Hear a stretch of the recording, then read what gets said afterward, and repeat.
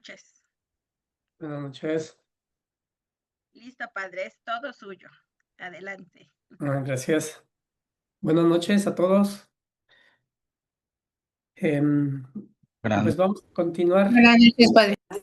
Pues, Buenas noches a todos. Buenas noches, padre. Buenas noches, padre. buenas noches. Buenas noches, padre. Buenas noches. Vamos a continuar con nuestras clases de bases filosóficas en orden a entender un poquito algunas concepciones filosóficas. Aún estamos viendo eh, parte de la historia para conocer también algunos autores que han influido en el pensamiento de la humanidad. Y hoy, me parece, voy a presentar, mm, nos quedamos ya en la época moderna. eh, Vimos las dos grandes corrientes que se originaron en la época moderna. Ahí está la presentación.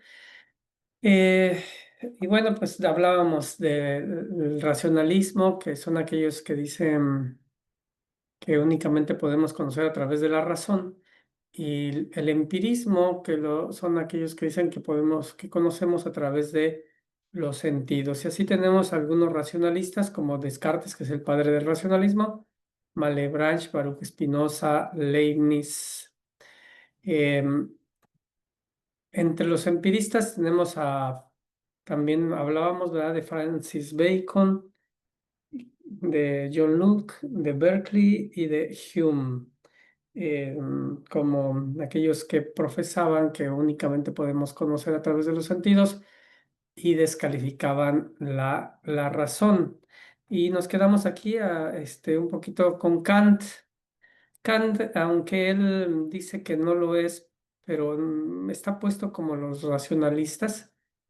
Inclusive algunos casi casi también lo ponen dentro de la corriente del idealismo.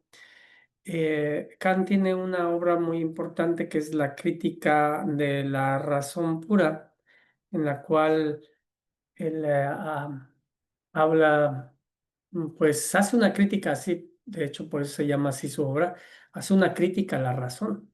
Entonces ahí él trata mm, de, de, de saber primero si nosotros podemos conocer, una pregunta, ¿verdad?, esencial dentro de la epistemología, en la cual podemos conocer. Aquí es cuando empieza ya como tal el problema del epistemológico, o el problema crítico también se le llama así, es decir, el problema del conocimiento. Aquí es donde es planteado. Y lo plantea muy bien Kant en su Crítica de la Razón Pura, cuando dice podemos conocer. Y de ahí se deducen las otras preguntas también. Si podemos conocer, ¿con qué podemos conocer?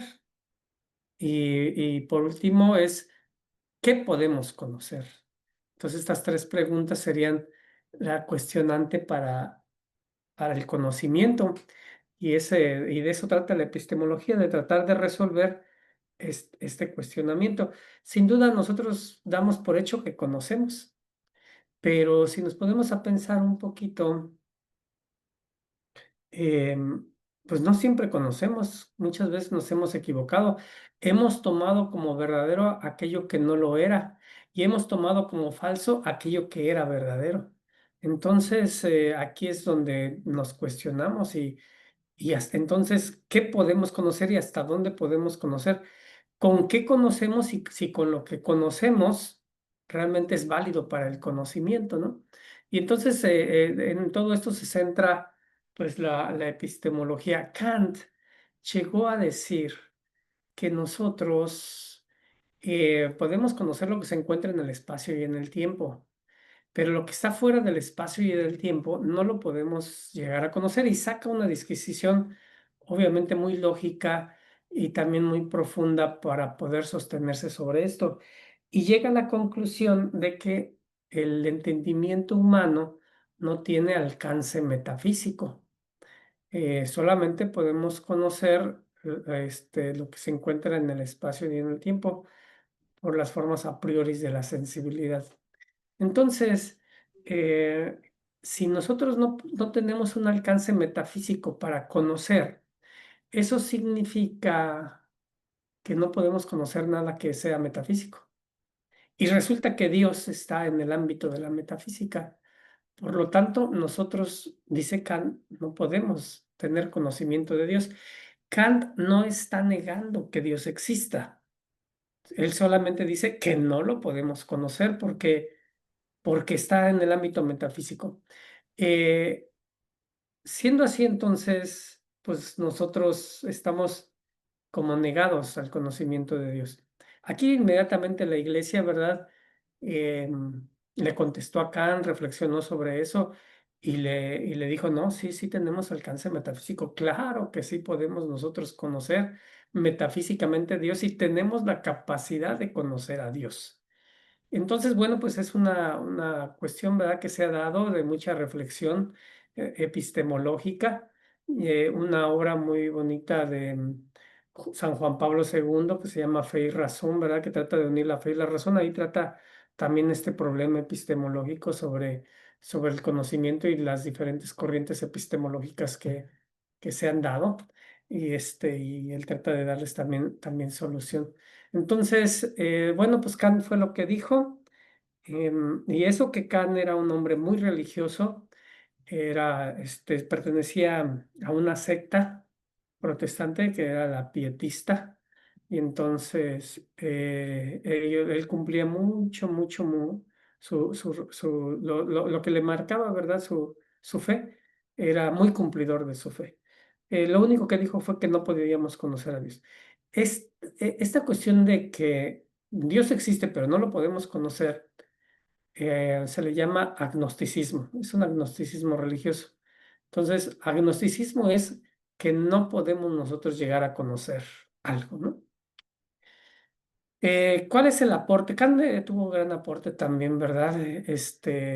A la filosofía. Kant es un parteaguas dentro de la filosofía, uno de los grandes filósofos. Y él dijo que dentro de sus principales aportaciones a la filosofía son las teorías sobre el conocimiento, o sea, sobre la epistemología, a través de la interacción entre el sujeto y el objeto en la crítica, lo que dice él en la crítica de la razón pura. También tiene aportaciones sobre su ética deontológica basada en el imperativo categórico, que establece que la moralidad se rige por el deber. Es decir, que nosotros tenemos un deber ser y que tenemos que cumplirlo, y con eso, ¿verdad?, ya estamos haciendo el bien. Y el respeto también a la dignidad humana. Esto lo dice en su crítica de la razón práctica, que es una obra ya mucho más sencilla, nada que ver con la crítica de la razón pura.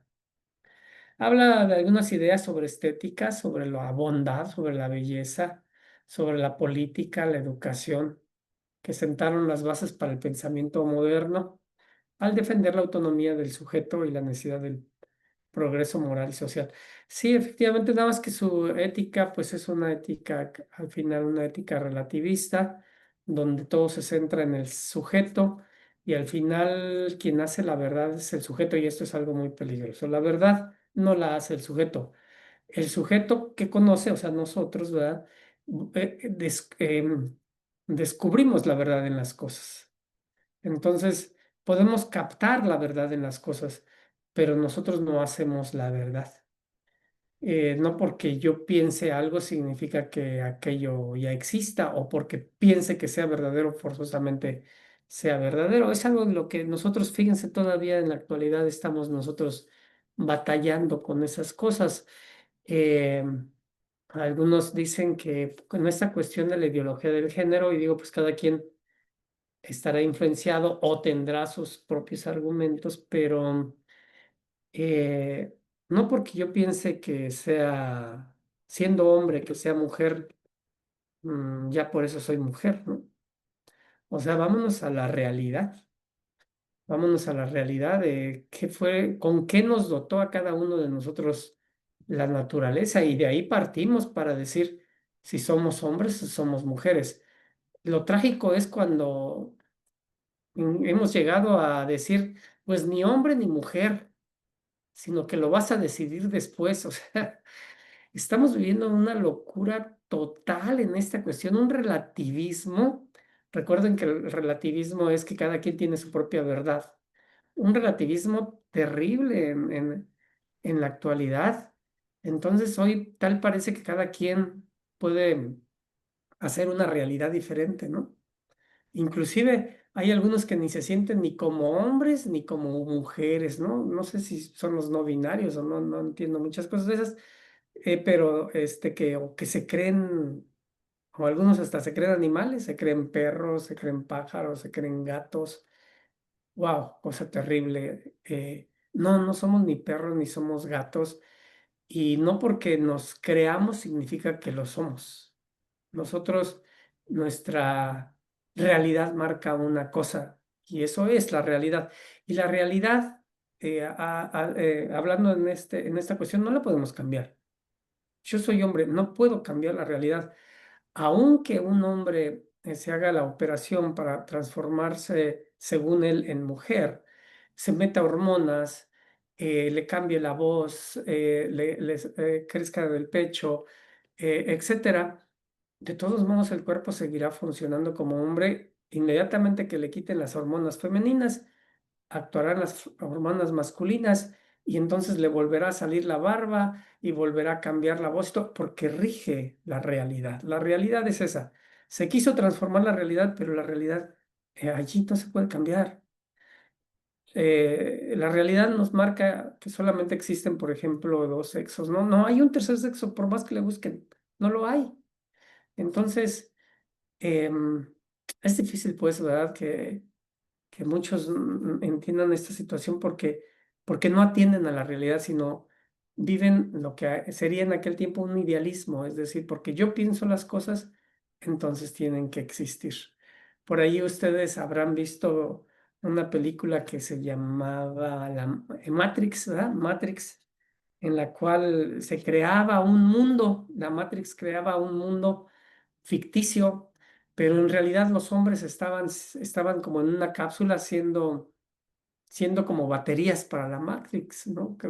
Así más o menos iba la película. La realidad era que estaban dormidos, pero la Matrix hacía que ellos se sintieran como en un mundo. Y eso no era la realidad, ¿no?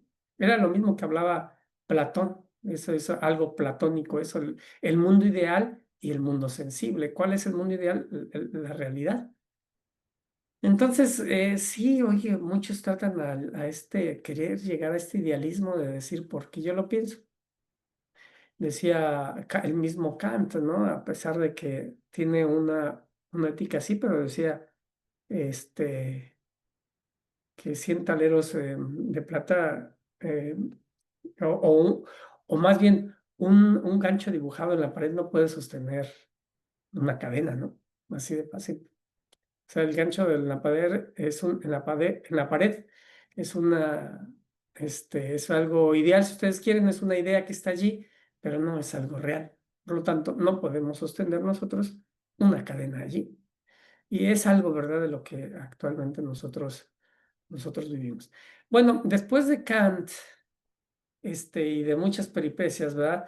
Viene la época contemporánea, es una época rica, es una época que ya se dio sobre todo en el siglo pasado, hasta desde a mediados del siglo pasado hasta o a principios del siglo pasado, hasta nuestros días, ¿verdad? Eh, y aquí tenemos muchas corrientes epistemológicas, como los idealismos de Hegel, que Hegel es el máximo idealista, ¿verdad? En el cual ahorita lo vamos a ver, rigen solamente las ideas, todo parte a partir de las ideas. Algunos ateísmos, o más bien los ateísmos, sobre todo los ateísmos contemporáneos, materialismos que se dieron también, algunos intuicionismos, los positivismos, existencialismos y otras corrientes por ahí también que podemos nosotros mencionar. Vamos a ver algunos de ellos, como es el idealismo, que es una corriente también epistemológica, muy de boga en su tiempo. Y aquí tenemos a Hegel, a Schelling y a Fichte. Ellos tres fueron los máximos idealistas. Tuvieron algunas diferencias, ¿verdad? En su filosofía, pero el máximo de ellos es Hegel, este que tenemos aquí. Los idealismos filosóficos son un conjunto de sistemas de pensamiento que sostienen la primacía de las ideas. Entonces, aquí se parte de las ideas, no se parte de la realidad. Se parte de la mente, de la conciencia sobre la materia. Entonces, la que rige aquí es la conciencia más que la materia. De hecho, dice este Hegel, no hay eh, to- todo lo real es racional y todo lo racional es real, ¿no? O sea, únicamente lo que puede ser real es lo que podemos nosotros pensar, lo que podemos tener en el entendimiento. La realidad es la que tenemos en el entendimiento. No es la realidad de fuera. Entonces, esto es como cerrarse en nuestra propia mente, hacer las cosas en nuestra propia mente, ¿no? Crear un universo en nuestra propia mente. Por ahí hay algunas películas así muy futuristas que hacen idealismos. No sé si por ahí han visto, ¿verdad? De gente que se pone un aparato en la cabeza y que de pronto se transporta a otro mundo y lo que le sucede en aquel mundo, si lo matan en aquel mundo, se muere en este, ¿no? Entonces, algunos de nosotros hemos visto quizás algunas películas así muy idealistas. Y bueno, eh, el idealismo trata de eso, de lo que hacer de lo ideal algo real. Considerado que la realidad es un constructo mental o inmaterial, es decir, la realidad se crea en la mente, o que las ideas son el principio y fundamento del ser y del conocimiento.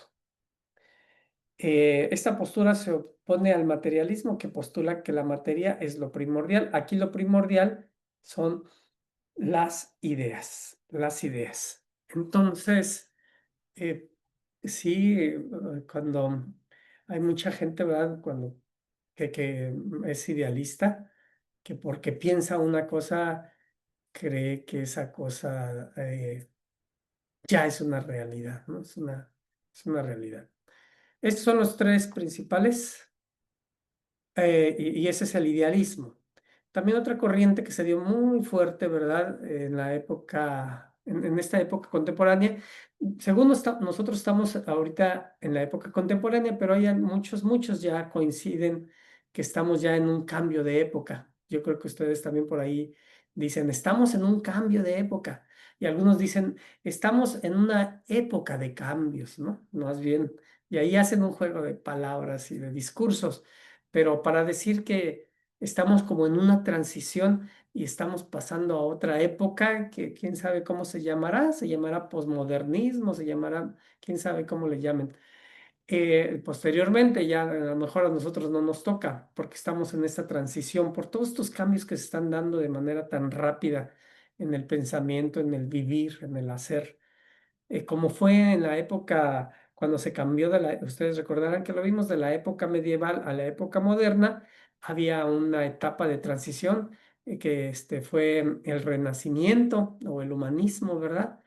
Fue una época para pasar a la época moderna. Dicen que ahorita nosotros estamos viviendo como en esta época, y que estamos llegando a otra. Pero bueno, eso lo dirá el tiempo y ya lo verán otras personas. A lo mejor nosotros no llegamos a ese tiempo, pero en la época contemporánea se dio fuertemente el ateísmo, que fue la negación de la existencia de Dios. Se querían tener argumentos filosóficos para poder negar la existencia de Dios.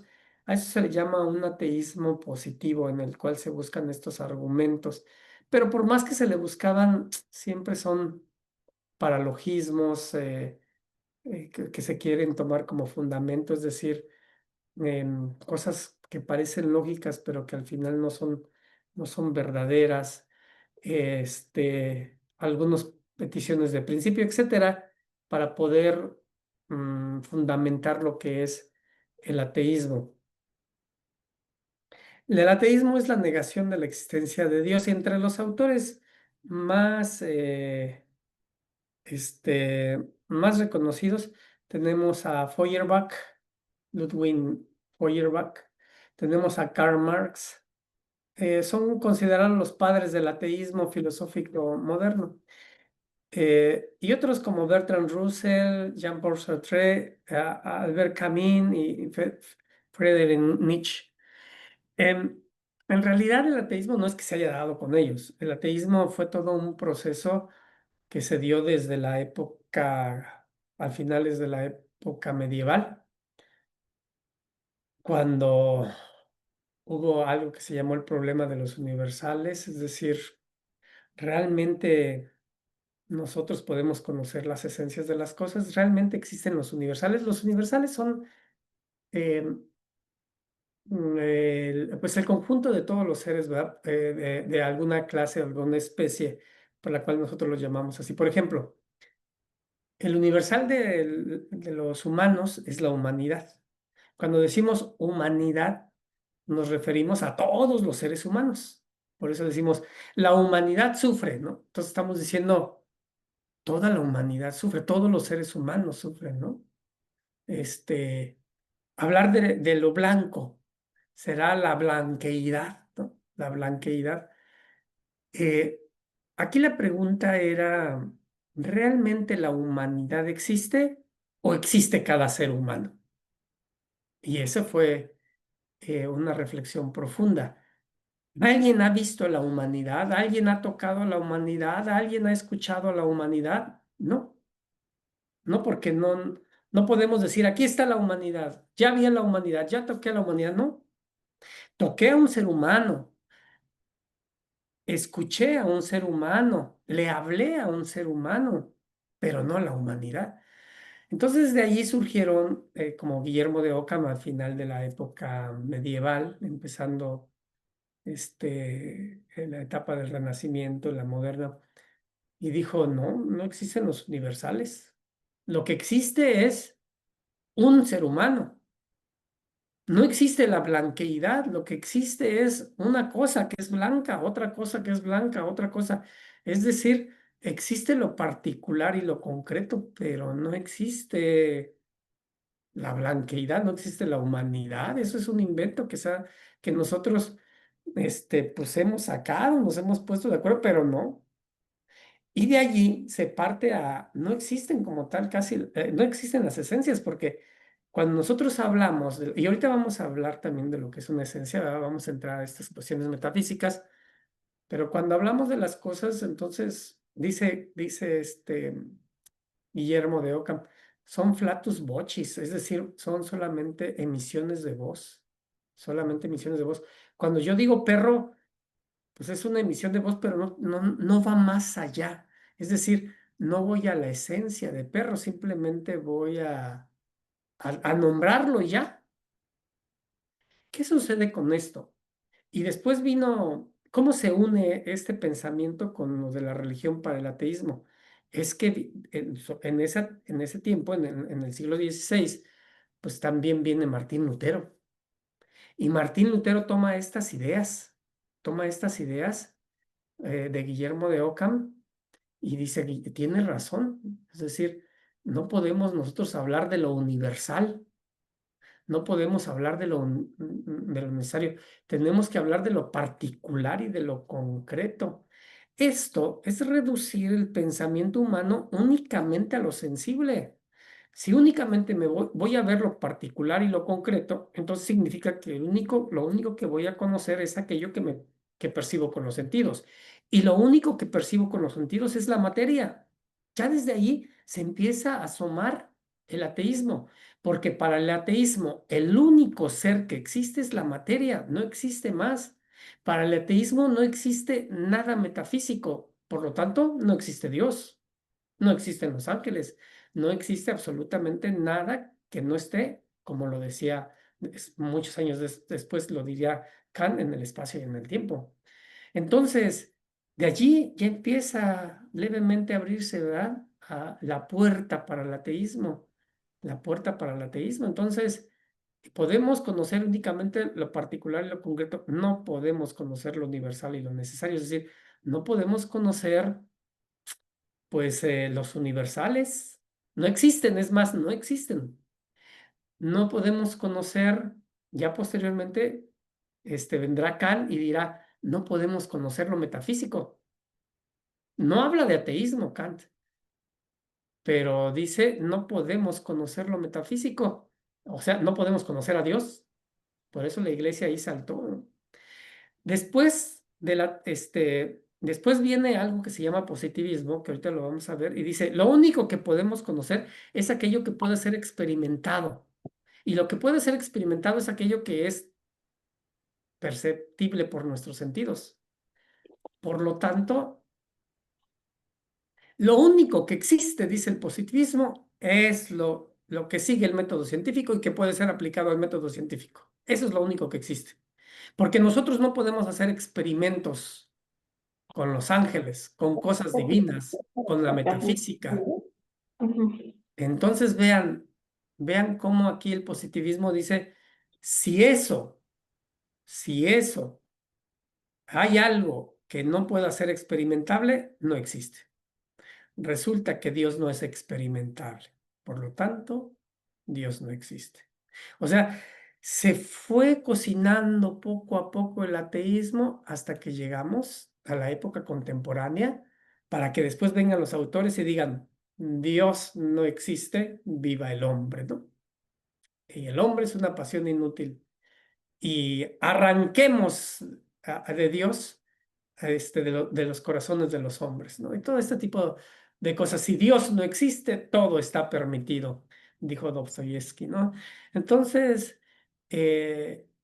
poco a poco el ateísmo se fue dando. Ya cuando llega aquí, a la época contemporánea, pues ya había pasado toda esta cuestión de los universales.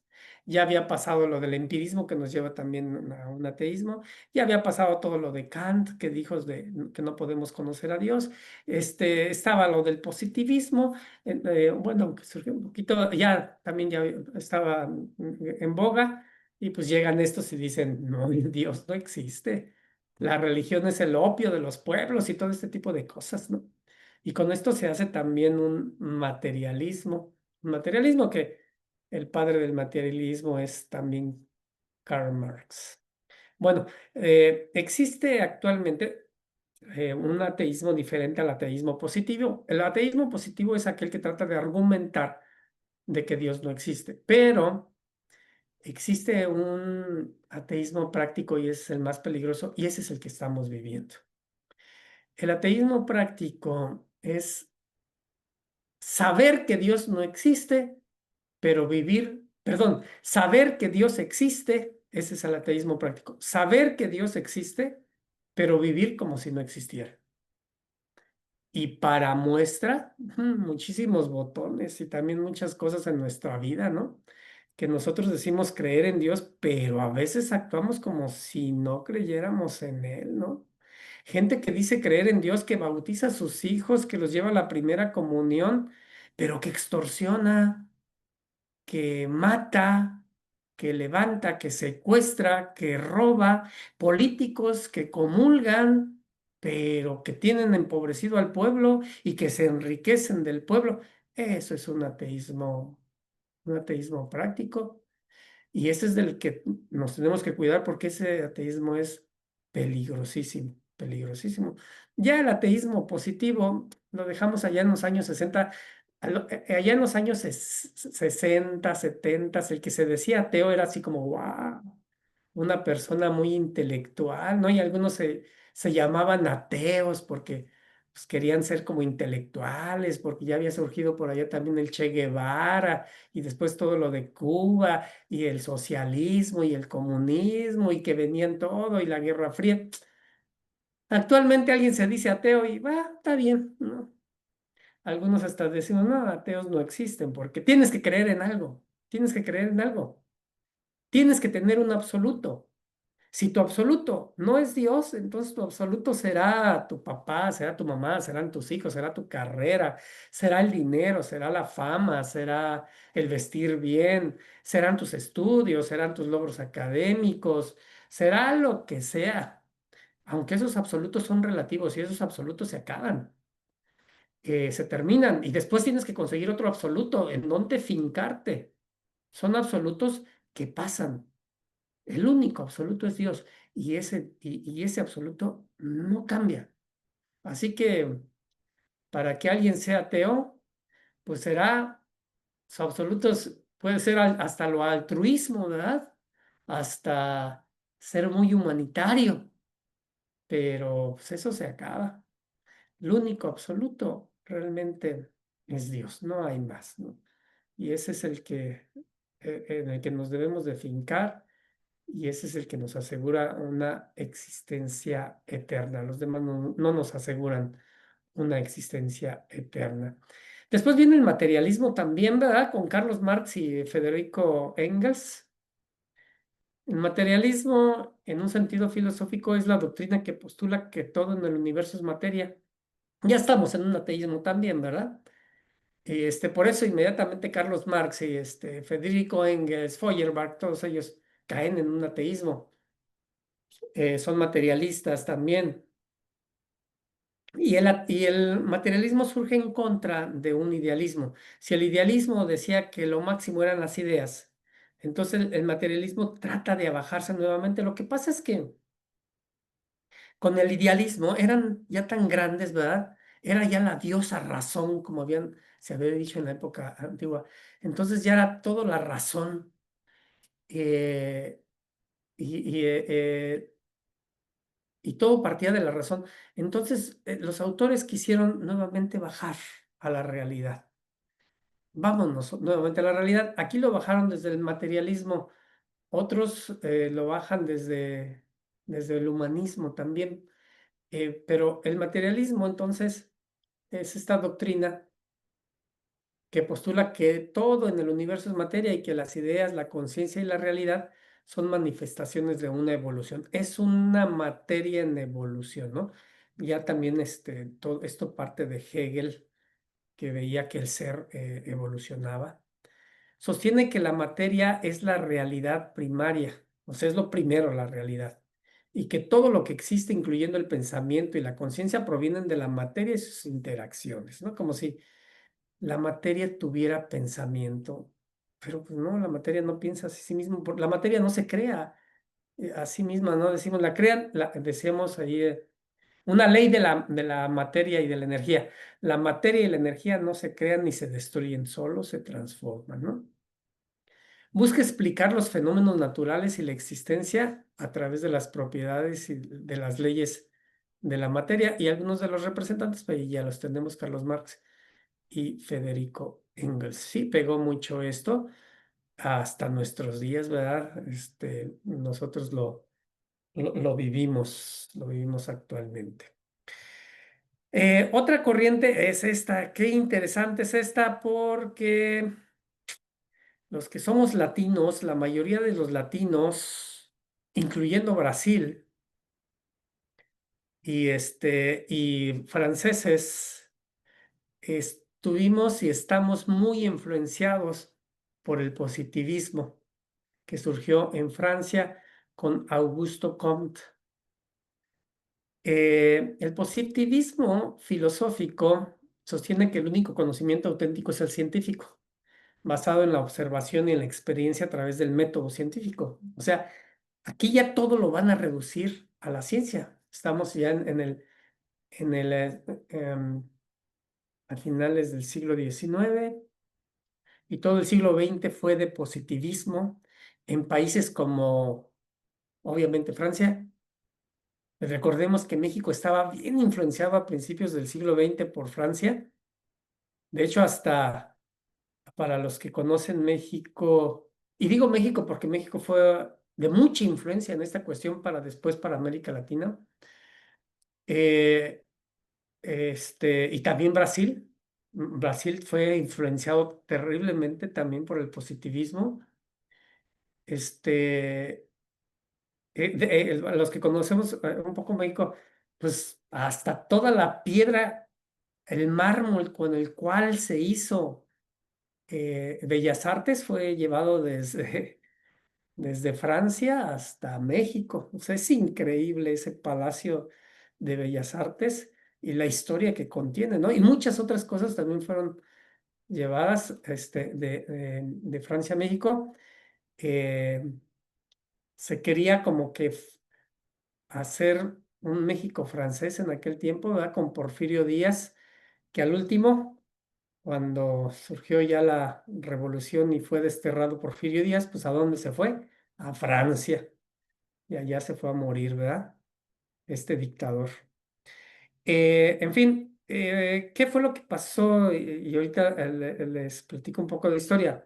Pero el positivismo es esto, entonces quiere basarse en el método científico, que es la observación, la experiencia, ¿verdad? El experimento.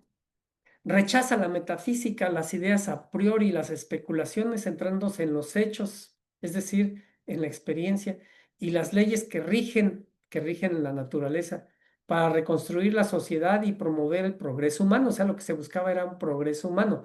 Es decir, ya dejémonos de cosas metafísicas y de cosas divinas y entonces vayamos a lo positivo, a las ciencias. Sus principales impulsadores fue Augusto Comte, quien aplicó el método científico a las ciencias sociales inclusive, y John Stuart Mill, destacando la experiencia y la inducción como métodos de conocimiento legítimos. Bueno, les platico un poco de la historia de México, cómo fue que llegó el positivismo y de allí pues se pasó inmediatamente a Guatemala, a todo Centroamérica. Y ya no sé cómo habrá llegado más allá, pero estamos imbuidos. Todos los que estudiamos en estos países latinos somos positivistas, desgraciadamente. No todos, no tan grave como México. Por ejemplo, Costa Rica no tan grave como México. Por lo menos porque he ido a Costa Rica y he podido constatar que por lo menos allá tratan de llevar lo que es la religión con el Estado. No sé, creo que ahora ya no, pero hace algunos años todavía, no sé, ustedes me corregirán si por ahí hay alguno de Costa Rica ahorita que nos diga, pero hace años para poder ser presidente de la República en Costa Rica necesitaban ser católicos, ¿no? Entonces la iglesia era una religión de Estado. Eh, para muchos esto es normal, o sea, no hay ningún problema. En Estados Unidos hasta los billetes dicen en Dios confío, ¿no? Y vemos allí a un Biden y vemos a otros presidentes que dicen que Dios los bendiga sin ningún tapujo en la boca para poderlo decir, ¿no? Que Dios los cuide, dicen los presidentes de algunos países, en México y yo creo que en Brasil. Por tanto, influencia del positivismo estaba prohibido, ¿no? Y a la fecha todavía, desde que entró el PAN, ¿verdad? Que es un partido que podemos decir católico, que era, ¿verdad? Porque ahora cada cosa que sucede, pero bueno, se dio más libertad, pero cuando yo era niño, estaba prohibido en la escuela hablar de Dios, nos lo prohibían los profesores. Y eso que yo iba ya a una iglesia, perdón, a una escuela un poquito como que más avanzada en educación, porque ya no nos pegaban que nos lanzaran el borrador, el reglazo, nada de eso ya no. Entonces iba cambiando la educación en México y bendito sea Dios me tocó una escuela así. Pero de todos modos, aunque era así, el día que nos escuchaban hablar de Dios, porque pues éramos muy religiosos, los niños éramos muy religiosos y hablábamos de nuestra primera comunión y hablábamos del catecismo y hablábamos de cositas así, porque la mayoría éramos católicos. Las maestras, aunque eran católicas, decían, aquí no se puede hablar de Dios, aquí no se puede hablar de la religión, ¿no? Era la influencia del positivismo. ¿Cómo llegó el positivismo al menos a México? Hubo un hombre, ¿verdad? Que se llamó Gavino Barrera, que después fue uno, no sé si fue el primero, creo que fue el primer rector de la Universidad Autónoma de México, cuyo lema en aquel tiempo era por, por el Espíritu Santo hablará nuestra raza, o nuestra raza hablará por el Espíritu Santo, así era el lema. Ahora se lo quitaron, ahora nada más nuestra raza hablará por el Espíritu. Le quitaron lo del Santo. Llega Barreda y obviamente empiezan estos cambios y se le quita todo, y hace que esta manera de pensar se impregne en toda la educación, en toda la educación. Eh, por allí surgió Vasconcelos, ¿verdad? Un pensador, filósofo católico, que quiso cambiar las cosas, es decir, quiso nuevamente limpiar el positivismo. Él se propuso para presidente, desgraciadamente no llegó por lo que ustedes quieran, pero mucha gente lo apoyaba, dicen que pues como siempre, ¿verdad? Le ganaron el mandado y le hicieron trampa, pero nuestro México sería diferente si él hubiera sido presidente, seguramente, porque traía otro tipo de ideas. Pero no, entraron los que nos gobernaron por 70 años y la cosa ya vieron cómo estamos actualmente. Pero bueno, no todos somos, entiendo que no todos los que nos están viendo aquí son católicos. Lo que quiero, digo, no, son mexicanos, católicos, yo creo que todos van a ser, son mexicanos. Lo que quiero decir con todo esto es, vean cómo las ideas influyen. ¿Cómo pueden influir en el país? Y en el país del cual cada uno de nosotros somos, hay gente que ha llegado con ideas y que ha influido y que ha marcado los caminos de toda una nación, ¿no? Y así tenemos a una Venezuela imbuida por el materialismo, porque el socialismo, en todo esto que vieron Carlos Marx, sobre todo Carlos Marx, Feuerbach, todos ellos, pues es un ateísmo y que ha sido aplicado en Cuba, que ha sido aplicado allí en Venezuela, ¿verdad? El comunismo. Es terrible cómo pueden tener a tantos millones de personas sumergidas en la pobreza y con una mentalidad, y muchas de ellas con una mentalidad, ¿verdad? Porque les enseñan la filosofía marxista, les enseñan la filosofía atea, no les enseñan una filosofía aristotélico-tomista, ¿no? Y desde pequeños, desde la primaria, les enseñan ese tipo de filosofías.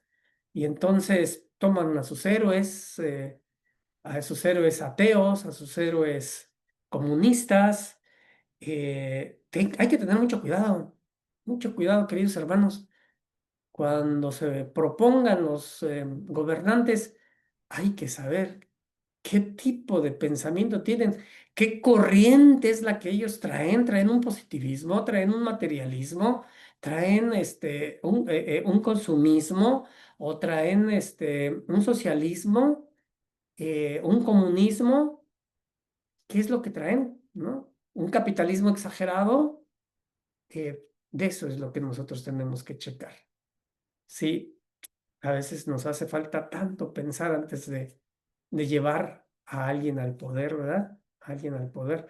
Y después vienen los sufrimientos. Y lo peor, queridos hermanos, es que nos mentalizan y después creemos que la cosa es así. Yo he estado varias veces en Venezuela y de veras les digo, estuve en el tiempo más difícil por allá en el 2000, creo que fue en el 2015, 16, por ahí, cuando Venezuela estaba, no sé ahora cómo esté, pero estaba peor, fue uno de los momentos más difíciles porque fue cuando le cortaron muchas cosas desde el exterior.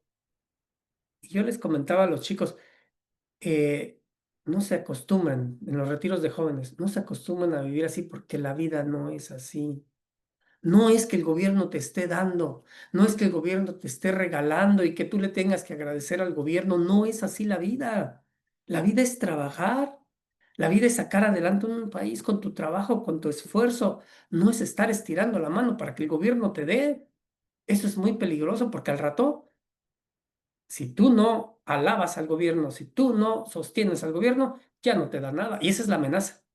Si tú no sigues apoyándome, yo ya no te doy absolutamente nada y te vas a morir de hambre, ¿no? Y piensan que va a ser así, ¿no? Piensan que no hay otra opción. Sí hay opciones, muchas opciones, ¿no? Pero nos asustan, pues nos asustan. Pero bueno, dicho sea de paso, queridos hermanos, y para reflexionar nada más, porque esto es terrible, ¿verdad? Después viene el existencialismo. Este es un movimiento filosófico que se enfoca en la condición humana, en la libertad individual. en la responsabilidad y la búsqueda del significado en un mundo que a menudo parece carente de él. Lo que pasa es que yo ya les había dicho, ¿verdad?, que el idealismo se había elevado tanto en la idea. Ya todo flotaba en los vapores del incienso que había que bajar. Y entonces hubo algunos autores que dijeron, vamos a bajar nuevamente a la realidad, vamos a ver quiénes somos nosotros, qué lugar ocupamos nosotros aquí en la realidad. Y bueno, surgen los materialismos como el de Carlos Marx, en el cual bajan al hombre, pero lo bajan como una pieza más dentro de todo un engranaje de la sociedad, ¿no? Es decir, el hombre no vale nada, el hombre solamente es un engrane más en toda la sociedad, ¿no? Eso es peligroso porque el hombre no es un engrane más dentro de la sociedad, el hombre es quien dirige la sociedad, ¿no? Y surge otro tipo de existencialismos como los existencialismos cristianos, en el cual tratan de revalorar nuevamente al hombre en sus valores, lo que el hombre es, lo que el hombre significa. Surgen existencialismos ateos como el de Sartre, que decía que el hombre es una pasión inútil, ¿verdad? Entonces le da lo mismo lo que el hombre haga, de todos modos pasa por este mundo como si nada, se va a acabar. Y así, esto surge por las guerras, habían pasado las dos guerras mundiales.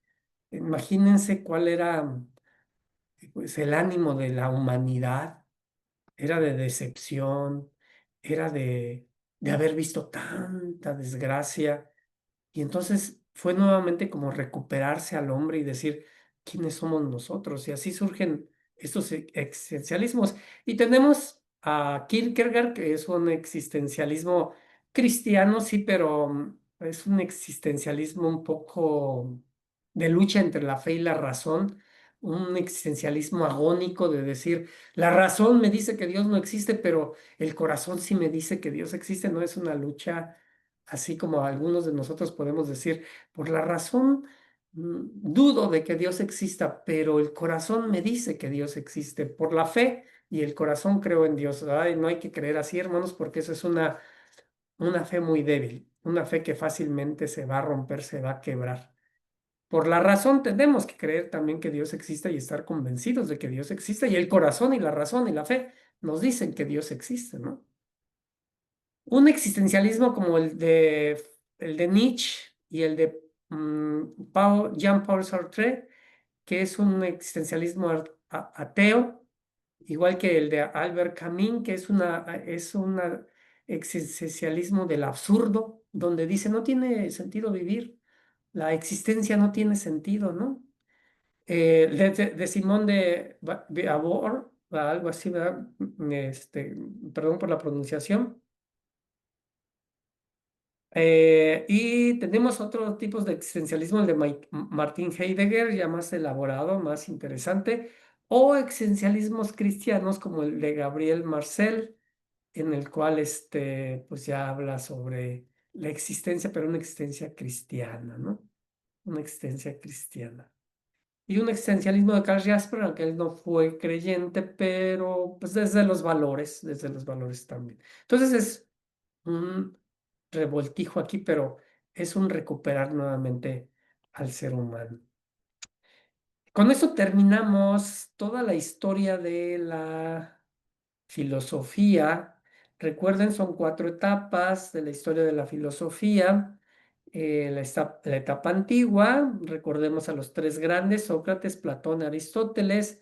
La época medieval, recordemos al gran San Agustín y también al gran Santo Tomás, a San Buenaventura, a San Anselmo, grandes pensadores. La época moderna, Descartes, Malebranche, Leibniz, y junto con los empiristas como Bacon, Hume, Luke Berkeley, y la época contemporánea, que bueno, aquí ya tenemos a muchos, podemos poner a Kant si quieren, ¿verdad? Aquí, a Hegel, a Fichte, Schelling, a Karl Jasper, a Nietzsche, a Kierkegaard, y a muchos otros que todavía siguen dándonos mucho de qué pensar.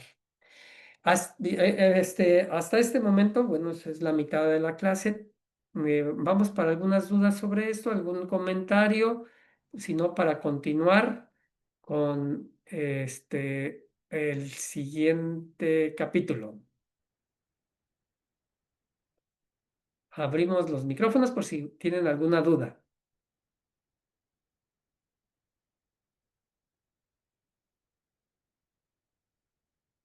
Espero que no los haya dormido. Y si los dormí, qué bueno, porque les he dado paz y tranquilidad para que descansen.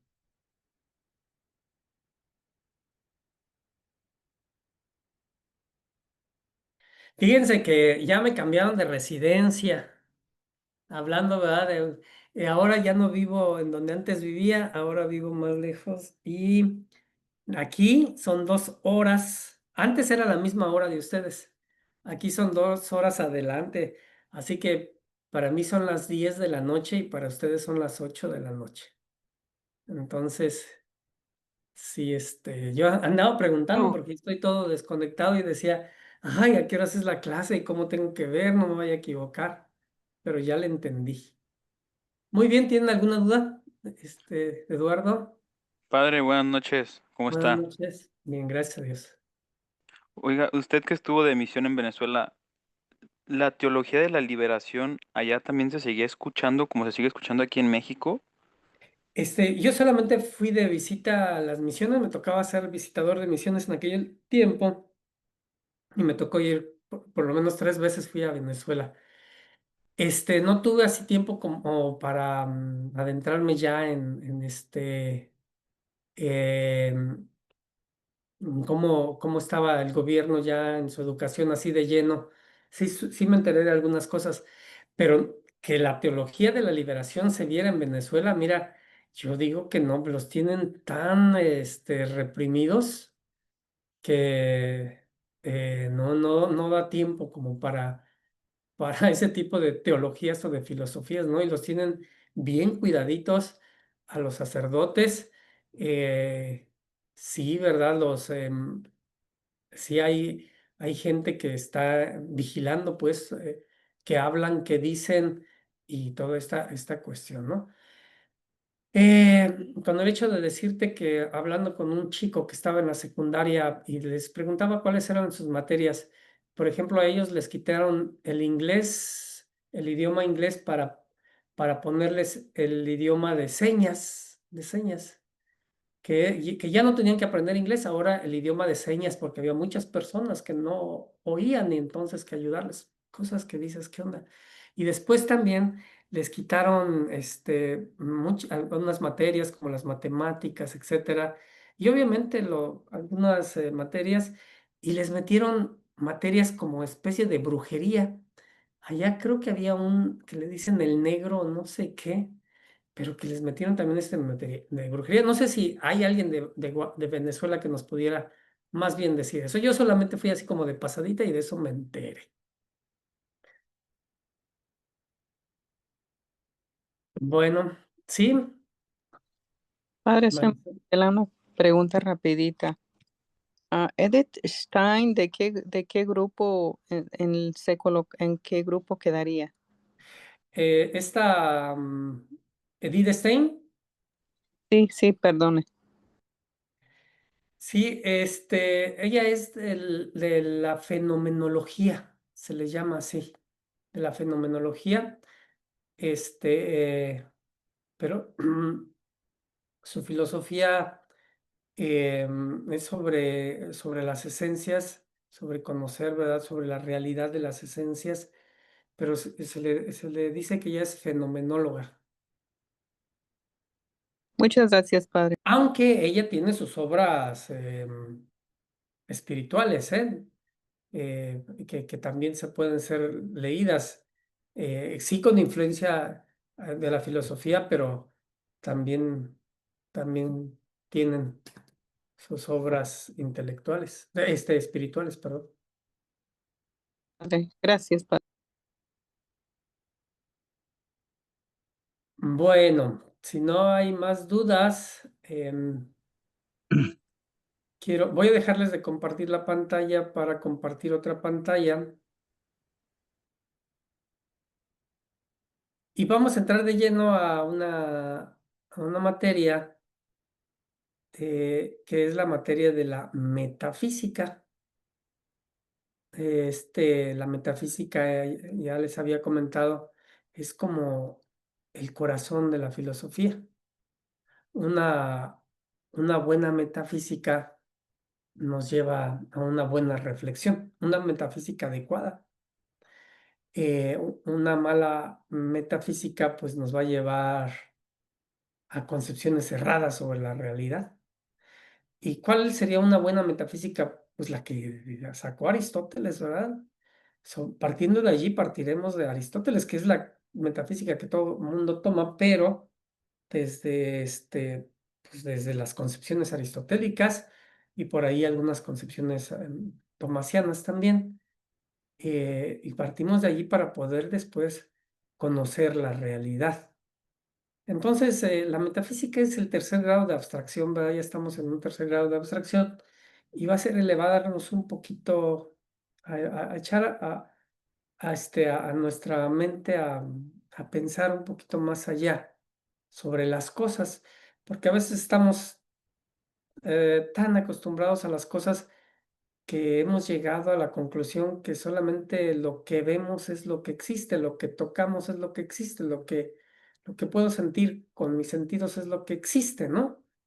Y por eso cuando me hablan de Dios, pues dudo, ¿realmente existirá?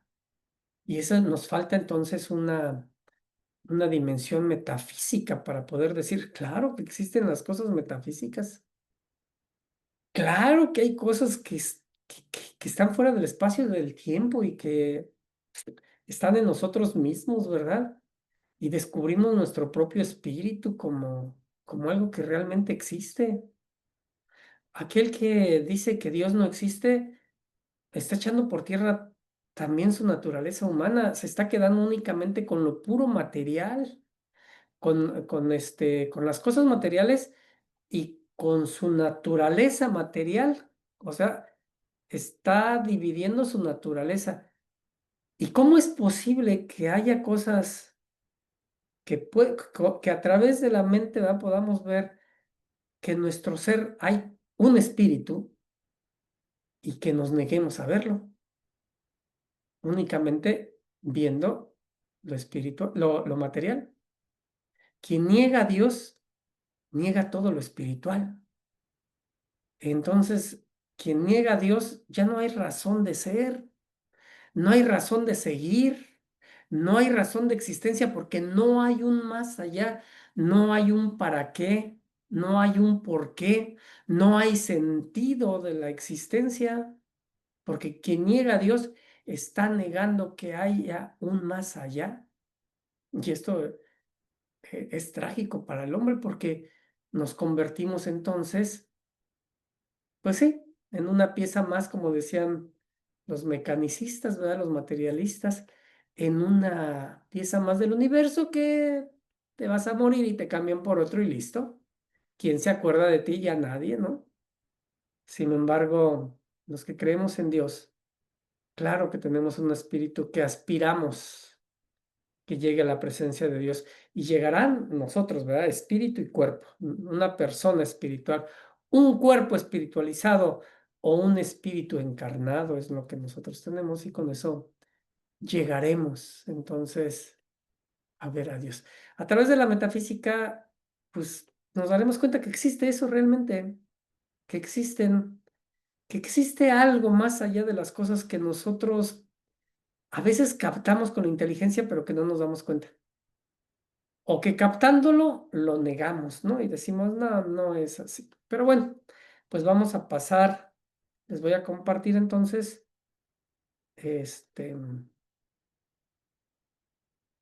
la presentación. Y vamos a ver lo que es la metafísica, es un término griego, meta, que significa más allá, y physis, que significa lo físico, la naturaleza. Entonces es más allá de la naturaleza, más allá de lo físico. También podemos decir que es más allá del objetivo. lo objetivo es lo físico, ¿verdad? Lo natural. Cuando nosotros decimos, ¿verdad? Que objetivizamos es decir, nos referimos a las cosas como objetos.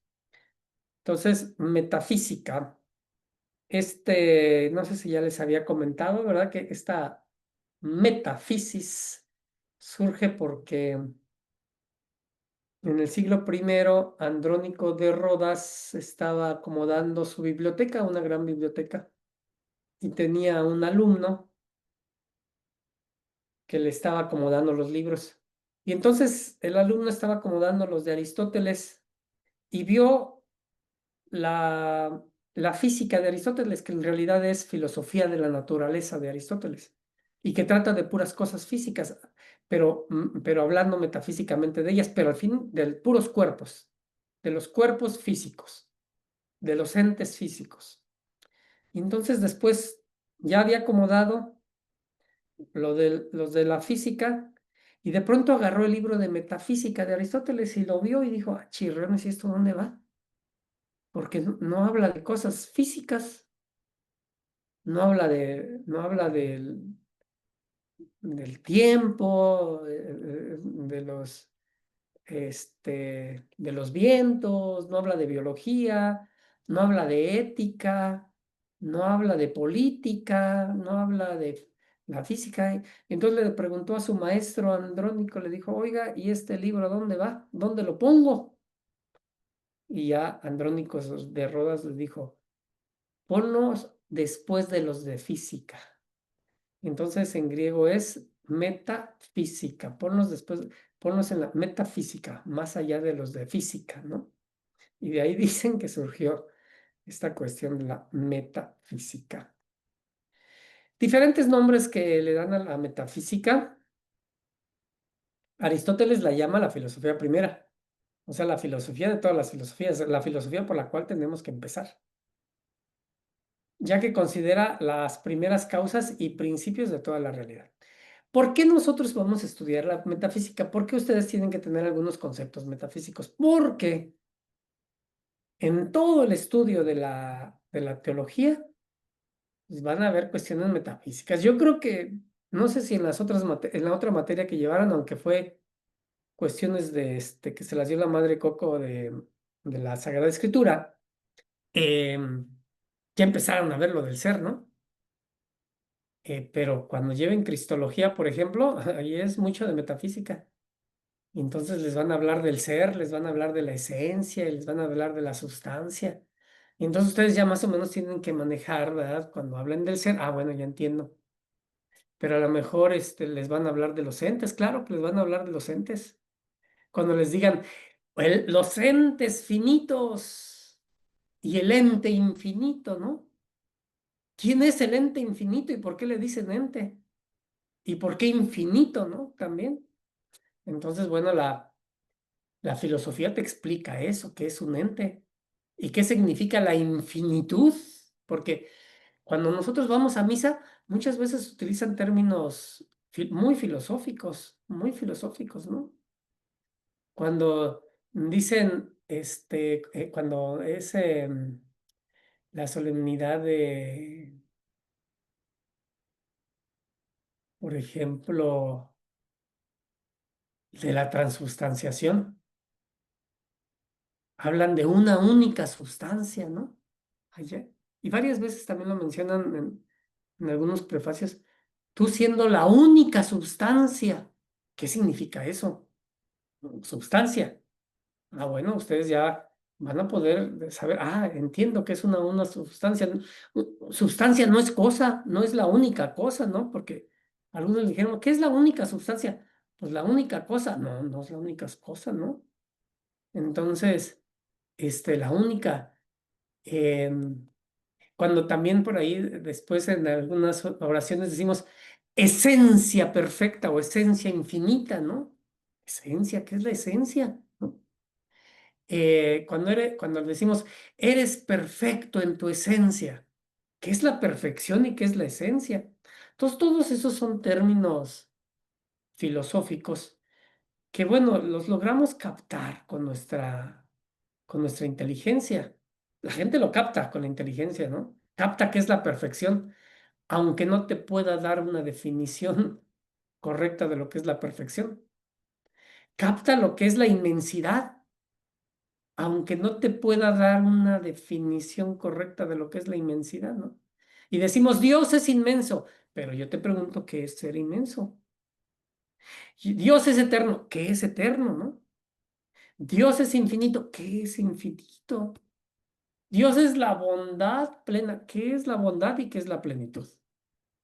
Entonces, si Dios tiene, cuando nosotros le aplicamos estos conceptos a Dios, son conceptos filosóficos. Claro que esos son conceptos, decimos conceptos fríos, yo siempre les llamo conceptos fríos porque pues no vamos a ir delante del Señor a decirle, tú que eres el omnisciente, tú que eres el todopoderoso, que así le llamamos muchas veces todopoderoso, tú que eres el inmenso, ¿no? Que tú que eres el infinito, el eterno. No, generalmente le decimos, tú que eres nuestro Padre. Ah, eso suena diferente. Tú que eres misericordioso, tú que nos escuchas, ¿no? Tú que eres nuestro consuelo, nuestro baluarte. Ah, algunos de ellos son términos teológicos, ¿verdad? Otros términos humanos que hacemos esta comparación muy poética. El león de Judá, ¿no? El león de Judá, cuando llamamos así a nuestro Señor Jesucristo, ¿no? Y Señor Jesucristo utilizó algunas de ellas. Yo soy la puerta, ¿no? Por la que entran las ovejas, por ejemplo. Yo soy el camino, yo soy la verdad, yo soy la vida. También ah, tantas cosas que el Señor también dijo del mismo. Bueno, con todos estos nombres nosotros podemos llamar a Dios, pero sí necesitamos conocer algunos, y aquí los vamos a ver para tener una idea más clara cuando hablemos de ello, cuando les hablen en teología de ello, porque les van a hablar de estos términos, los van a escuchar en teología a fuerzas, ¿no? A fuerzas. Entonces, bueno, por eso es tan importante la metafísica. Cuando hablen de lo metafísico, ya ustedes ya entienden lo que es lo metafísico, lo que está más allá de los sentidos, ¿no? Lo que se capta a través de la inteligencia, a través del espíritu. Por eso Aristóteles lo llama la filosofía primera, y ya que considera las primeras causas, es decir, la metafísica va a tratar de estudiar las primeras causas o los primeros principios de la realidad. Lo primero, lo que está el primero. Metafísica, ya habíamos hablado de Andrónico de Rodas, que es el que le puso así. Esta expresa de manera adecuada la naturaleza de esta ciencia. Cuando le llamamos metafísica, pues por eso le podemos llamar metafísica. Pues va más allá del ámbito de la naturaleza, de la materia estudiada por la física. Entonces, también la podemos llamar metafísica, es uno de los nombres más comunes. Pero también le podemos llamar ontología. Entonces, cuando ustedes estén leyendo por allí, digan, ¿y la ontología acerca de Dios, por ejemplo? O lo ontológico de Dios se refiere a lo metafísico de Dios. O también lo metafísico de Dios o lo ontológico de Dios va a ser exactamente lo mismo. Aunque filosóficamente sí hay una diferencia entre la metafísica y la ontología, que por ahí en algún momento definimos, ustedes recordarán cuando vimos las diferentes materias, la división de la filosofía, pero para estos efectos va a ser lo mismo, metafísica y ontología. La ontología se le empezó a llamar hasta el siglo XVII, así, que significa estudio del ente, porque onto es ente. Y logos es estudio, entonces el estudio del ente. Esta definición señala el objeto propio de la metafísica, que es estudiar al ente en cuanto ente o al ser en cuanto ser. Entonces, por eso se le llama ontología. Ontología y metafísica será exactamente lo mismo para efectos de lo que nosotros estamos estudiando. La definición de metafísica es el estudio de la causa última y de los primeros principios y más universales de la realidad. Una definición que nos podemos nosotros aprender es el estudio del ente en cuanto ente. Así de fácil. Vamos a estudiar al ente en cuanto ente. Caray, ¿verdad? Entonces vean cómo vamos ya a estar como en otra dimensión de reflexión. Por eso muchas veces nos dicen cuando nos ven distraídos, ya deja de filosofar, ¿no? Como si estuviéramos pensando en otras cosas. Y es que realmente así es el filósofo. Así es el filósofo.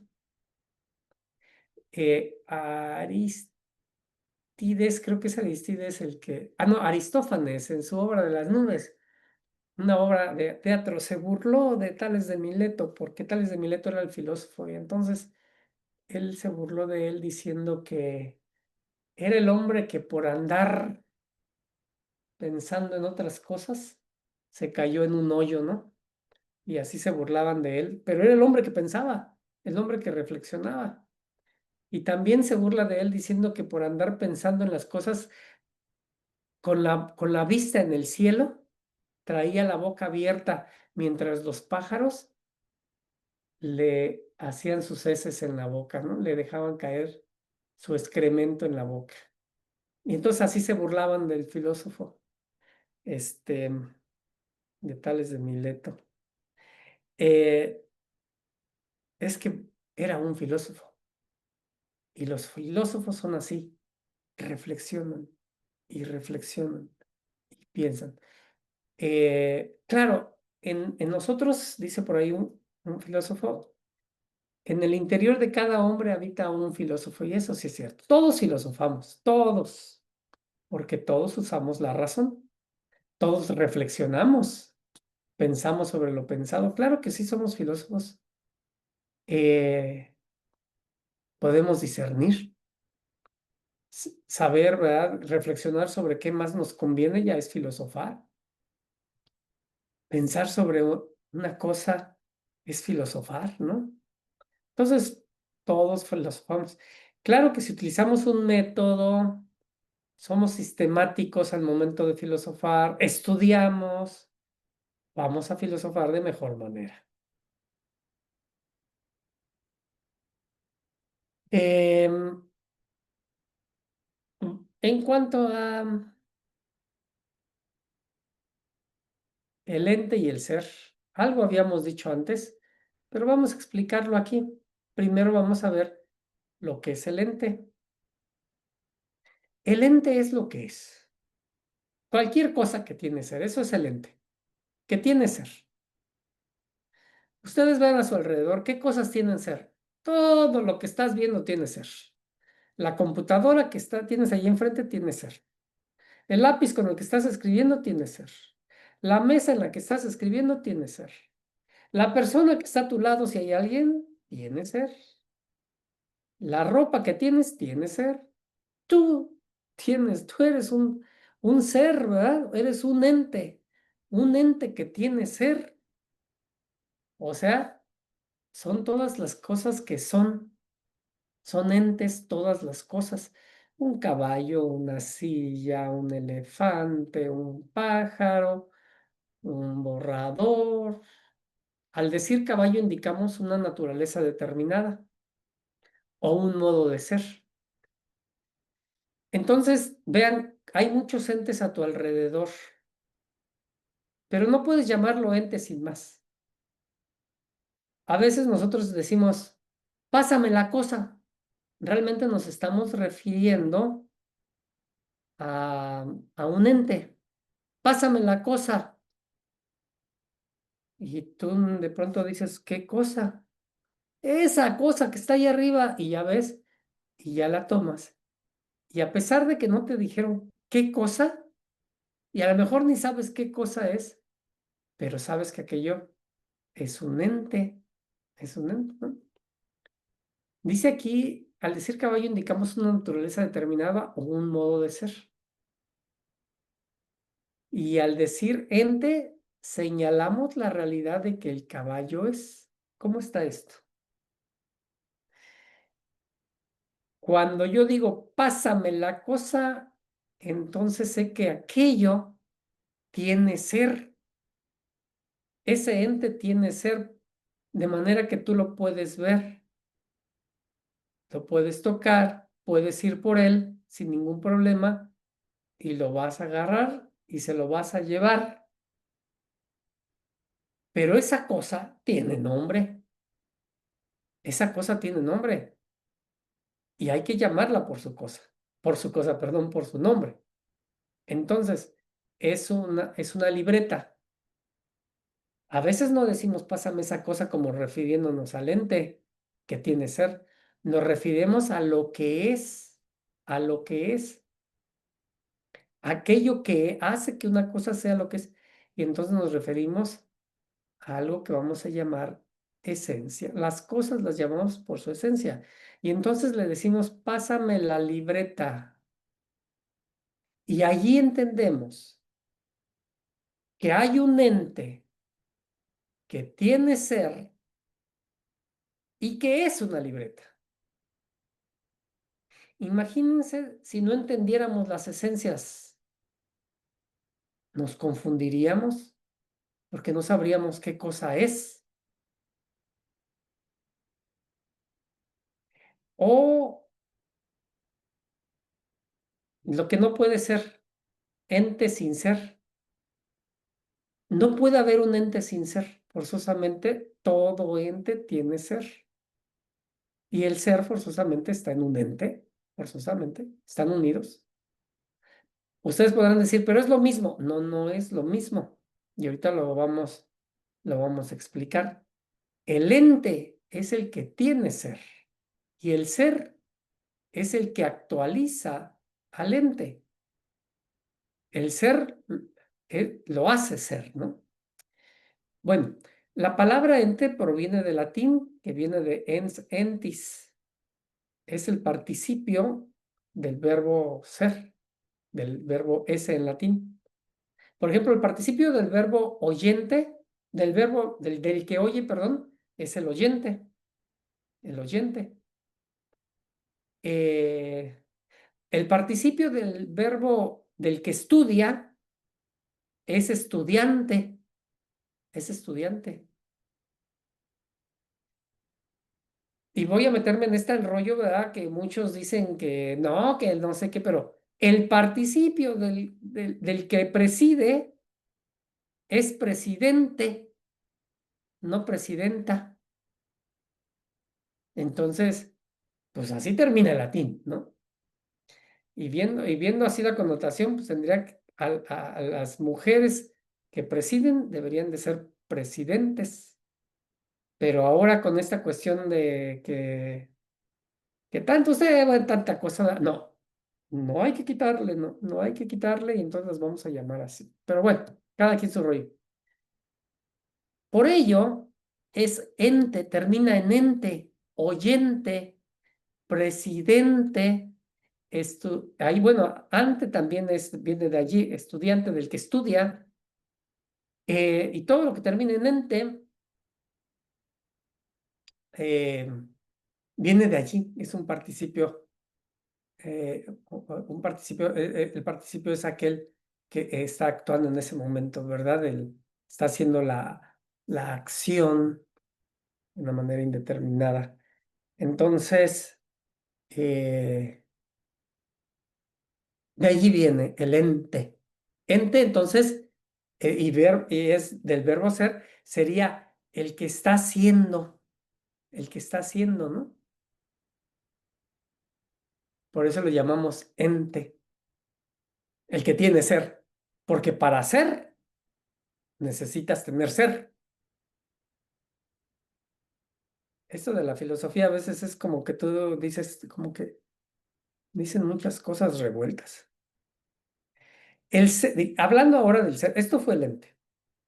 Hablando del ser, el ser es lo más básico que tienen las cosas.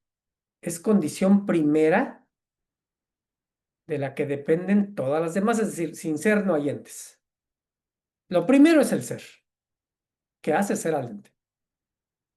Antes de sus perfecciones o características, primero es. Antes de cualquier cosa, primero se es.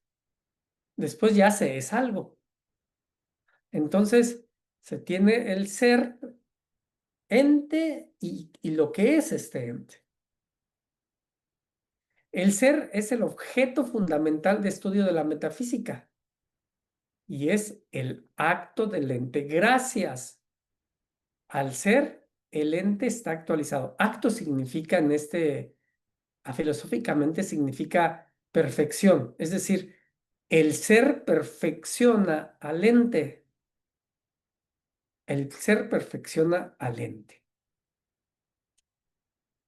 Así que tú allí, ve tu computadora o lo que tengas, tu celular, ahí captas el ser, pero lo que captas primero es el ente. Y entonces dices, este ente es, y es así. Lo primero que captamos nosotros son los entes. Y en los entes captamos el ser. Porque si ese ente no tuviera ser, entonces no sería. No sería. Por eso hay el ser que hace ser al ente. Ser al ente. No es lo mismo. Ser y ente se relacionan íntimamente porque cuando se dice ente, se hace referencia al ser. Y cuando decimos que es, suponemos el sujeto de ese acto, es decir, suponemos al ente. Si algo es, oye, es porque estás viendo al ente, ¿no? Si yo digo que esto es porque estás viendo al ente, porque está allí enfrente de ti, o lo tienes en la memoria, el ente, porque hay entes inmateriales también. Entonces, pues ahí está el ente, y es. El ente indica la cosa que es y la designa en cuanto tiene ser. Ente indica la cosa que es, claro, es la cosa que tiene ser. Ente significa el ser de esa cosa, el ejercicio del acto de ser. O sea, gracias al ser, esa cosa es, o ese ente es, ¿no? O sea, gracias al ser, se es ente, se es ente. Si no tiene ser, pues eso se elimina, ¿verdad? Totalmente desaparece. Eh, no habría nada, no habría nada. Ente indica que algo existe también en la realidad. También en la realidad, claro que sí. Y el ser no es lo mismo que la realidad. Son cosas bien diferentes. Entonces, viendo así estas cosas, es la diferencia. Ahora, pensemos tantito en la entidad de Dios.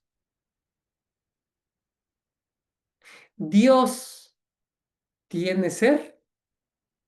No, Dios no tiene ser. Dios es el ser con mayúscula. ¿Dios es un ente? No, Dios no es un ente. Dios es el ente, el entísimo. Cuando digo el entísimo es el ente de todos los entes. El ente mayor, si es que se puede hablar del ente mayor, porque él rebasa absolutamente todos los entes. ¿Dios tiene ser y tiene ente? No, Dios no tiene ser y tiene ente. Dios es el ser y el ente, y en él se identifica su ser y su identidad. La identidad de Dios es lo mismo que su ser, es lo mismo que su ser. Por eso decimos que Dios es único. Claro que en nuestra mente nosotros tenemos que hacer estas diferencias y decimos el ser de Dios y el ente, ¿verdad? Que es Dios. No. Nosotros tenemos que hacer estas diferencias porque es nuestra manera de conocer las cosas. es nuestra manera, de nuestra epistemología, ¿verdad? De nuestro conocimiento, todo lo tenemos que poner así, en conceptos, para poderlo entender. De otra manera no lo podríamos entender. Pero lo que sí podemos entender, a lo mejor no comprender, ¿verdad? En todo, porque comprender significa entender totalmente. Entender, conocer a Dios. Y sí, en Dios se identifica su ser, su entidad. Y no solamente eso, se identifica también su esencia. Dios es su esencia, nosotros no. Yo no soy yo no soy mi esencia, ¿no? Yo tengo una esencia, porque mi ser es diferente, es decir, mi ser, mi ente tienen una esencia, está el ser y mi entidad tiene una esencia que es la de ser humano. En Dios es uno solo. En Dios se identifica absolutamente todo. Y esto es tan maravilloso, queridos hermanos, porque por eso decimos, cuando decimos Dios es único, no estoy diciendo que es uno entre muchos, no, no, no. Cuando oramos, cuando esas oraciones de los 15 minutos y tú dices, tú eres el único, wow. O cuando tienes alguna oración, ¿verdad? Y le dices a Dios, tú eres el único, estás diciendo que en Dios se identifica absolutamente todo, que no hay nada fuera de Él, que todo lo contiene, que nada se le escapa, que Dios lo abarca todo porque lo es todo, ¿no? Lo es todo. Entonces, Dios es inmenso. Dios es, Dios rebasa nuestras categorías, ¿verdad? Mentales y nos ha dado estos conceptos que a veces nosotros no logramos entenderlos, pero que son tan profundos, o sea, nos ha dado una mentalidad para poder entender, yo diría, algo de esta profundidad y de lo que es Él, de lo que es Él. No podemos nosotros comprender a Dios porque nuestra mente es finita y la de Dios es infinita. Solamente una mente infinita podría comprender a Dios y el único que puede comprender, es decir, conocer exhaustivamente a Dios, es Dios mismo. Dios, conociéndose a sí mismo y amándose a sí mismo, conoce y ama todas las cosas que Él ha creado, ¿no? A Dios no se le escapa nada y Dios lo ama absolutamente. Todo esto lo digo, queridos hermanos, porque a veces andamos ahí diciendo que por a lo mejor Dios no me ama, Dios ya no me quiere, Dios ya me olvidó, Dios ya se olvidó, ¿verdad? ¿Dónde estás? Que no, no, no, no, no. Dios es el ser con mayúscula. Y, y digo, por su gran amor, por su gran misericordia y porque puede, compartió el ser, participó el ser a todos los seres y lo sigue participando.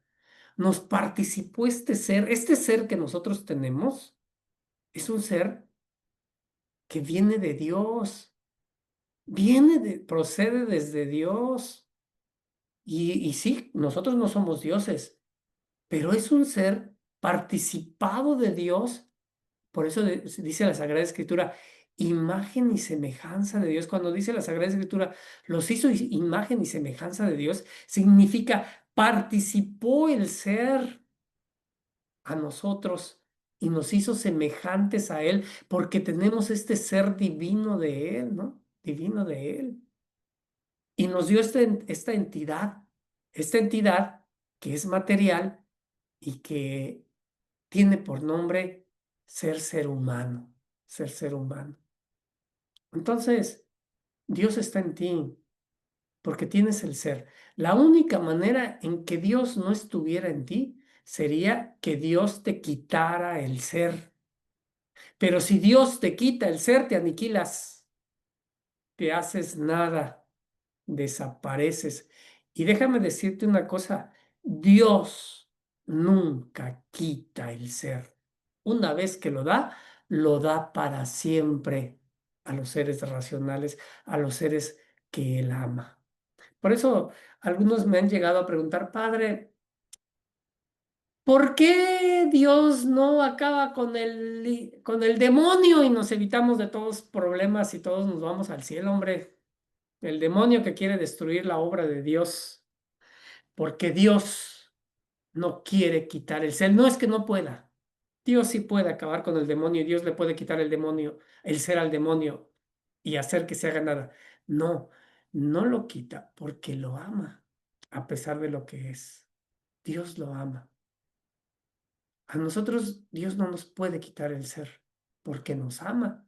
Y cuando nos morimos, nos vamos con Él a vivir allá el ser que Él nos ha dado, el ser humano, este ser que nos ha participado.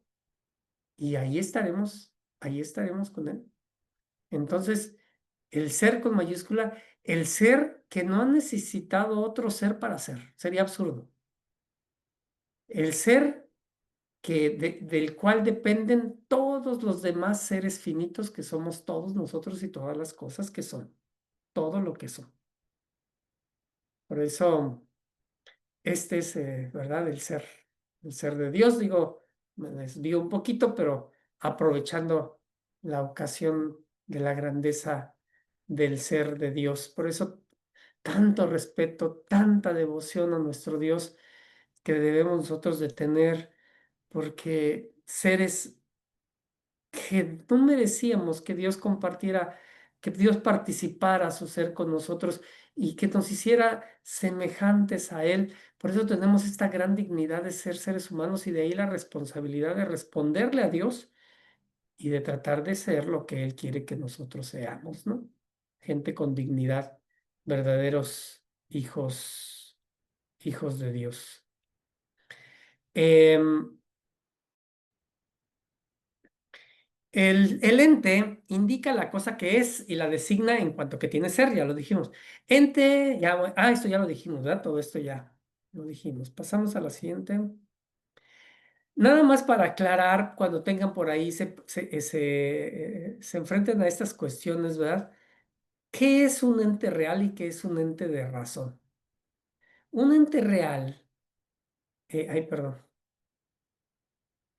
Existen los entes reales y los entes de razón. El ente real es aquel que existe en la realidad. Por ejemplo, un caballo es un ente real. Un ave, un gorrión es un ente real. Nosotros somos entes reales. Estamos dentro de la naturaleza, estamos aquí, somos entes reales. Un ente de razón. El ente de razón es aquel que se da solo en la inteligencia. Y su ser, el ser del ente real, o sea, tiene ser, claro que tiene ser, pero consiste en ser pensado. Son realidades mentales, sin existencia. No hay existencia fuera de nuestro entendimiento. La existencia está en nuestro entendimiento. Entonces, por ejemplo, entes de razón son los números. ¿A ustedes han visto el 1? ¿El 2? ¿Han visto el 2? ¿Han visto el 3453 caminando por la calle? No. Hemos visto una cosa, hemos visto dos cosas, hemos visto tres cosas, pero son entes de razón, los números. Un unicornio. Los unicornios no existen. Son entes de razón con fundamento en la realidad porque es un caballo al cual le ponemos alas y no sé por qué, perdón, un unicornio le ponemos un cuerno, ¿verdad? Y es un unicornio. Un pegaso como el que tenemos allí, le ponemos alas y aquí hasta cuernitos le pusieron al pegaso, ¿no? Y todos estos seres fantásticos griegos, como los efebos y cosas, ¿verdad? De los griegos, pues todos esos son entes de razón. Entonces, hay entes reales y entes de razón. Dios no es un ente de razón, Dios es un ente real. Nada más que no tiene materia, pero hay entes reales que también no tienen materia, como los ángeles, por ejemplo, ¿no? Hay entes reales espirituales. Para cuando vean por ahí que entes de razón, ya saben que son los que hay en la mente, que no existen en la realidad. Los entes de razón, perdón, y los entes reales son aquellos que sí existen en la realidad. Vamos a este punto importantísimo también, ¿qué es la esencia? La esencia. Ya hemos hablado un poquito de ella. Dice la esencia. Los entes son, ya dijimos, los entes tienen ser, por lo tanto son, pero son algo. Poseen una naturaleza definida. La pregunta es, ¿qué es esa cosa? Los nombres expresan lo que las cosas son, es decir, su esencia. Cuando nosotros preguntamos por las cosas, en realidad, fíjense ya cómo la mente captó el ente y captó que ese ente tiene ser. O sea, el niño pequeño no pregunta a la mamá cuando ve, por ejemplo, a lo lejos un animalito y le dice, ¿es ser? No, no, esa no es la pregunta. O no pregunta, ¿es ente, mamá? No, no pregunta eso. Pregunta, mamá, ¿qué es eso? ¿Qué es? Ahí ya está implícito el ser. Ya la mente captó el ente, captó el ser del ente. Vean la maravillosa cuestión de la mente. Desde pequeños, a nadie nos enseñó qué era el ser, nadie nos enseñó qué era el ente, pero sí nos enseñaron qué es un caballo, nos enseñaron qué es una mesa, nos enseñaron cuál es la mamila desde que estábamos chiquitos, cuál es tu cobija, cuál es el osito de peluche, todo eso no lo fueron. Nosotros desde pequeños y aún todavía seguimos preguntando por las esencias. ¿Qué es eso? ¿No? ¿Qué es eso? Allí en los ranchos, ¿verdad? Cuando alguien dice, ay, vi un bulto. Vi un bulto, aunque sea bulto les llaman, pero saben que allí hay un ente con un ser. No supieron qué fue la esencia. Y pues le dicen, pues vi un bulto, ¿no? Vi un bulto. La esencia, pues un bulto, ¿no? Entonces, las cosas no son sumas no son sumas de cualidades, sino que tienen consistencia interna. Em, mucho cuidado con esto, ¿verdad? En atención a esto. Tienen un núcleo central del que brotan todas sus características que captamos gracias a la inteligencia y expresamos en su definición. A ver, por ejemplo, aquí puse este ejemplo. No me confundo si veo el rojo, verde y blanco de una flor.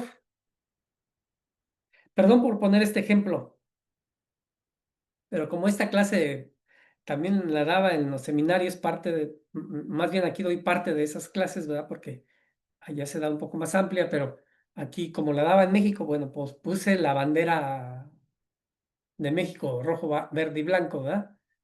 O más bien rojo, Verde, verde, blanco y blanco y rojo. rojo. Verde, blanco y rojo, sí, aquí la tengo volteada.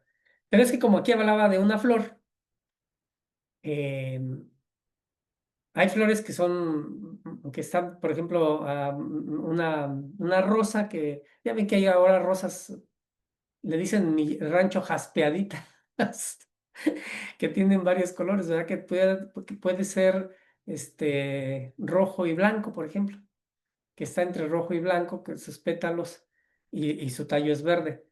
No me confundo esos colores de una flor con la bandera mexicana, por ejemplo, ¿no? Las puedo diferenciar. Pero ¿cómo la puedo diferenciar si tienen lo mismo? Por eso tienen los mismos colores. Dice aquí, las cosas no son sumas de sus cualidades, sino que tienen una consistencia interna, un núcleo central del que brotan todas sus características que nosotros captamos gracias a la inteligencia. Entonces, yo por la inteligencia puedo captar una bandera que tiene estos colores y puedo captar una flor que tiene estos colores y no me confundo. Y digo, esta es una bandera y esta es una rosa. O sea,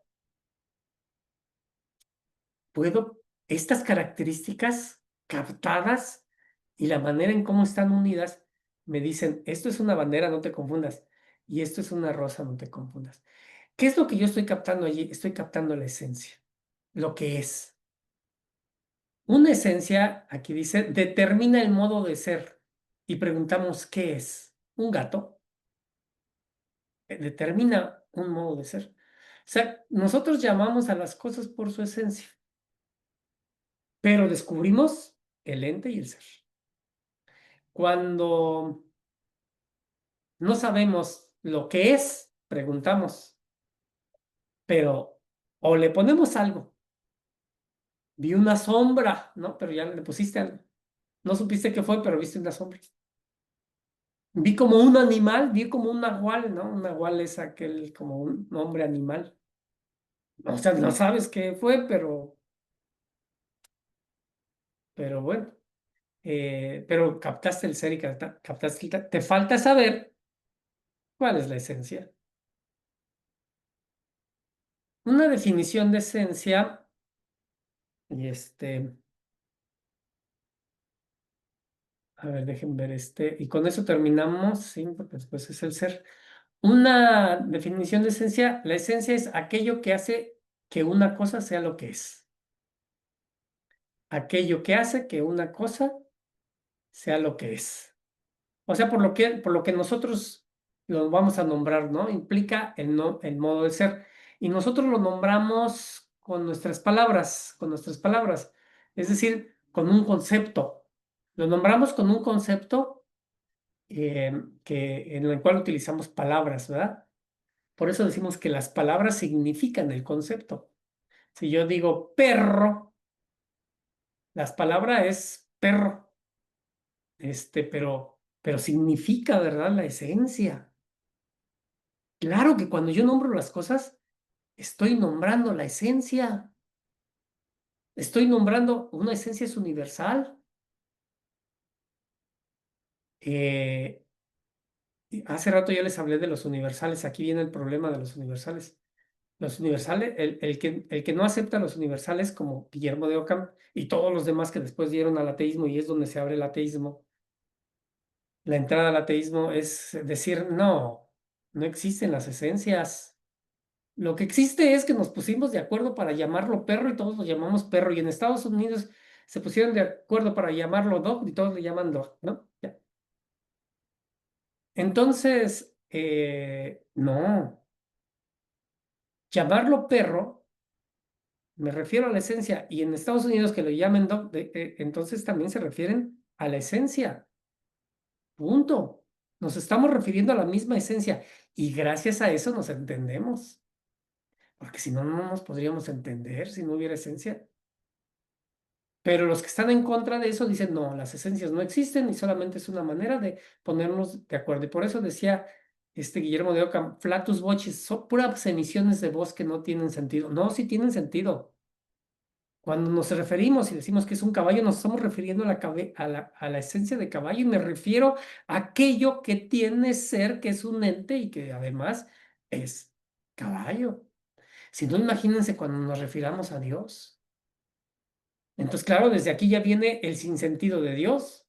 Decir Dios, pues, si no nos referimos a la esencia de Dios, entonces, pues estamos ya perdiendo el rumbo hacia dónde vamos. De allí empezó, después el ateísmo, muchos años después, cientos de años después, se dio el ateísmo contemporáneo. Todos los entes tienen esencia y por ello los llamamos de diferentes maneras. Claro, lo llamamos perro, gato, cortina, cuadro, computadora, lo que quiera. En virtud de su esencia, el hombre es hombre.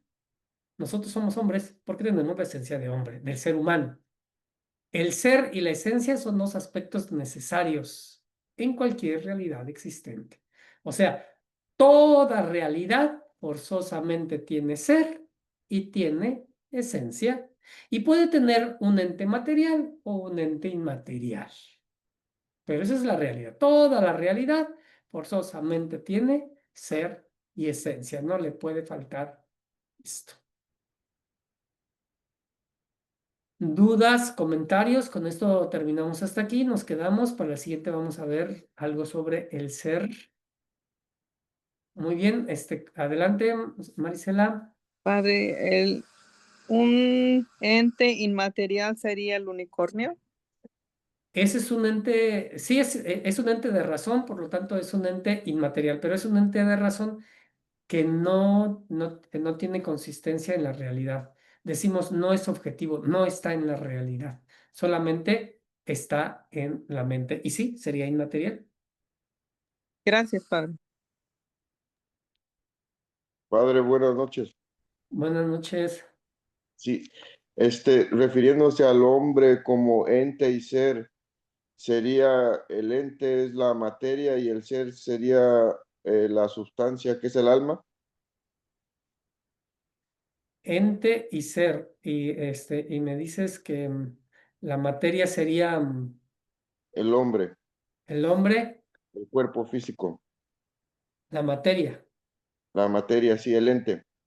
Ajá. Y el ser, El ser sería la sustancia que sería el alma, la sustancia que sería la... No. Este, primero, ente, el ser lo abarca todo. Lo vamos a ver la próxima clase. No solamente sería el alma, no. El ser lo abarca absolutamente todo. Cuando hablamos del ser del hombre, hablamos de su alma, hablamos de su cuerpo, hablamos de sus características físicas, de sus características mentales, de su manera de pensar, su manera de sentir, su manera de expresarse, de todo lo que ha vivido también, de las potencialidades, de lo que puede llegar a ser, de lo que fue, de dónde proviene hacia dónde. O sea, el ser lo abarca absolutamente todo, todo. Así es, llanamente hablando del ser, solamente el ser lo abarca todo. Ahora, buena pregunta porque tú te estás adelantando un poquito a lo que es la forma y la materia. Allí sí podríamos decir que la materia, y lo vamos a ver posteriormente, es el cuerpo, porque es materia como tal, ¿verdad? Esto, y la forma sustancial, que es nombrada como la sustancia, la forma sustancial o la forma es el ser humano, ese sería, ¿no? El ser humano. Entonces, esperemos que posteriormente podamos entenderlo un poquito mejor, pero allí esa separación que tú haces más bien correspondería a la materia y a la forma en el ser humano, pero al ser no, porque el ser lo abarca absolutamente todo. Ahora, el ser lo abarca todo y el ente, yo soy un ente, esta es mi entidad. De este ente, el ser lo abarca absolutamente todo, todo lo es, ¿no?